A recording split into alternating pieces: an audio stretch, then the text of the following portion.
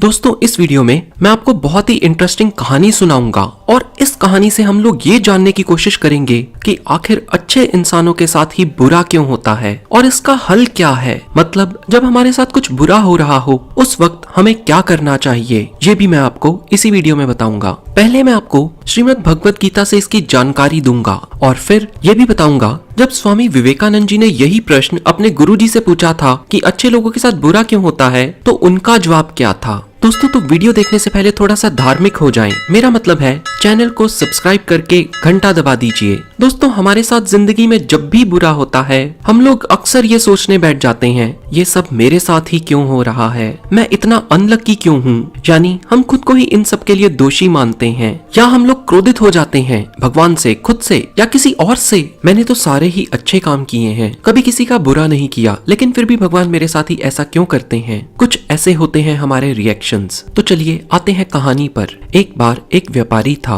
वो व्यापारी कृष्ण भक्त था, कभी किसी का बुरा नहीं करता था, ना ही कभी किसी का दिल दुखाता था। वो हर रोज भगवान के मंदिर में प्रार्थना करके भगवान से आशीर्वाद लेकर अपने काम पर जाता था और इस व्यापारी के आसपास के सभी लोग इससे बहुत ही खुश थे। व्यापारी की पूरे शहर में इज्जत थी। वहीं दूसरी ओर एक बहुत ही घटिया आदमी था।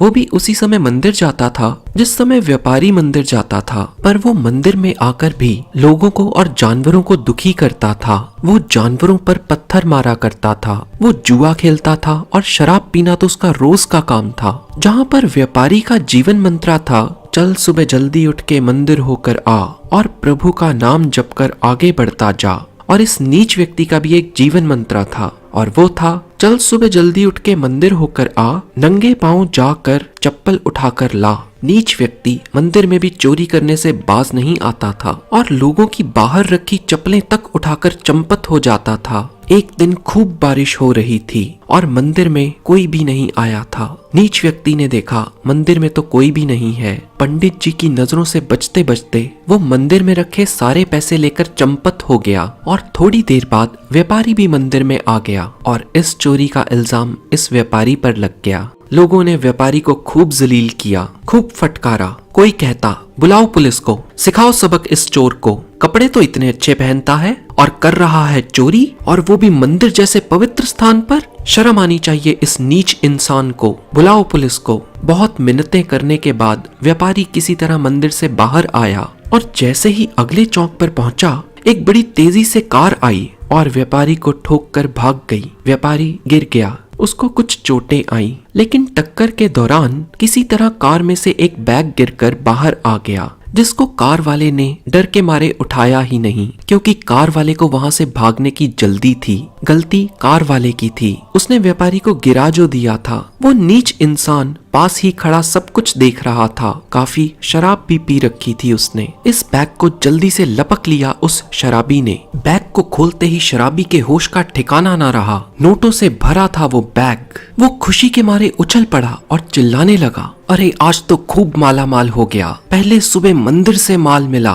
और अब ये पैसों से भरा बैग, मेरी तो लॉटरी ही लग गई। ये सुनकर व्यापारी सारा खेल समझ गया। व्यापारी उस समय तो चुप ही रहा, पर जब घर गया तो गुस्से में भगवान की सभी तस्वीरों को उतार दिया। आज व्यापारी की जिंदगी का सबसे बुरा दिन था। व्यापारी ने अपनी बीवी और बच्चों को बुलाकर चिल्लाकर कहा, खबरदार, आज से इस घर में किसी ने भी भगवान का नाम लिया, कोई भगवान नहीं है इस दुनिया में, सब पाखंड है। भगवान जैसी कोई चीज होती ही नहीं है, सब मन का वहम है। और अगर भगवान होते तो वो इतना भी नहीं देख पाते कि मैं चोर नहीं हूँ और वो पाखंडी इंसान चोर है। मैंने कभी किसी का बुरा नहीं किया और मेरी जिंदगी में इतना जहर और उस नीच इंसान के लिए पैसों से भरा बैग, घोर अन्याय है ये।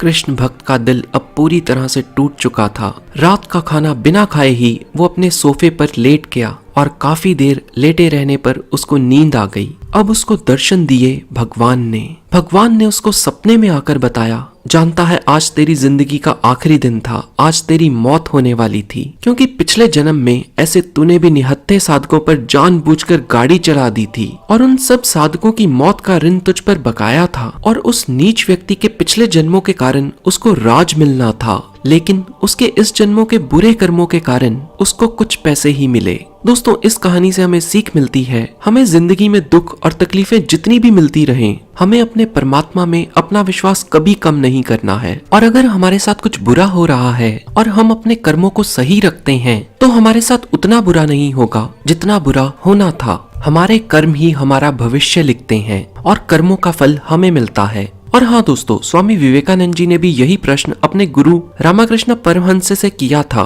कि अच्छे लोग जिंदगी में परेशान क्यों रहते हैं। तो रामकृष्ण परमहंस जी ने जवाब में कहा था, हीरा रगड़ खाए बिना चमकता नहीं है और सोना तपे बिना चमकता नहीं है। अच्छे लोग दुख नहीं भोगते, वो तो भगवान की परीक्षा देते हैं। और ये जिंदगी के तजुर्बे ही हैं जो लोगों को बेटर बनाते हैं, बिटर नहीं, यानी कड़वे नहीं है ये दुख। फिर स्वामी विवेकानंद जी ने सवाल किया था, क्या आप कहना चाहते हैं कि ये तजुर्बे अच्छे हैं? तो रामकृष्ण परमहंस जी ने जवाब में कहा था, हाँ, ये तजुर्बे एक टीचर की तरह हैं। जिंदगी तुम्हें पहले एक टेस्ट देती है और फिर एक लेसन देकर जाती है। दोस्तों, कितनी सच्चाई है इस बात में। पहले तो जिंदगी तुम्हें टेस्ट देती है और फिर एक लेसन देकर जाती है। इसके बाद स्वामी विवेकानंद जी ने सवाल किया, इतनी कठिनाइयों को संभाल पाना भी मुश्किल हो रहा है। तो रामकृष्ण परमहंस जी ने जवाब दिया, आंखें केवल दृश्य देखती हैं, दिल रास्ता बताता है, इसलिए अपने अंदर झांक कर देखो। परेशानी का हल बाहर से नहीं अंदर से मिलेगा। फिर स्वामी विवेकानंद जी ने सवाल किया, क्या असफलता दुख नहीं देती? इस पर रामकृष्ण परमहंस जी ने जवाब दिया, सफलता या असफलता दूसरे देखते हैं, इंसान खुद तो केवल अपनी संतुष्टि देखते हैं। और फिर स्वामी जी ने वो सवाल किया जो अक्सर लोग करते हैं, हम हर पल मोटिवेटेड कैसे रह सकते हैं? रामकृष्ण परमहंस जी बताते हैं, हरदम ये देखो तुम कितनी दूर आ चुके हो, ये मत देखो कितनी दूर जाना है। भगवान ने जो भी चीजें तुम्हें दी है उन चीजों की ओर देखो और जो नहीं दिया उसके लिए मत रोवो। रामकृष्ण परमहंस जी बताते हैं, मुझे ये चीज बहुत हैरान करती है, लोग दुख मिलने पर ये पूछते हैं मैं ही क्यों, और सुख मिलने पर कोई नहीं पूछता मैं ही क्यों। और दोस्तों, इस वीडियो को भी मैं रामकृष्ण परमहंस जी की बताई गई बात पर ही कंक्लूड कर रहा हूँ। अतीत का सामना करो बिना किसी पछतावे के, वर्तमान का सामना पूरे साहस के साथ करो और भविष्य के लिए बिना डरे तैयार रहो। दोस्तों, इस वीडियो को मैंने एक अपने अच्छे दोस्त के लिए बनाया है जो इस समय कुछ परेशानी से जूझ रहा है। मैं उम्मीद करता हूँ ये वीडियो उसको कुछ हौसला देगी। और वीडियो अगर पसंद आई हो तो लाइक करके उस व्यक्ति के साथ शेयर जरूर करना जो परेशानियों से दुखी है। क्या पता किसी को हौसला मिल जाए। और ऐसी और भी नॉलेजेबल वीडियोस के लिए इस चैनल को सब्सक्राइब करके बेल आइकन पर क्लिक करना मत भूलिए। मैं आपको फिर मिलूंगा ऐसी ही किसी वीडियो में। जय श्री कृष्णा।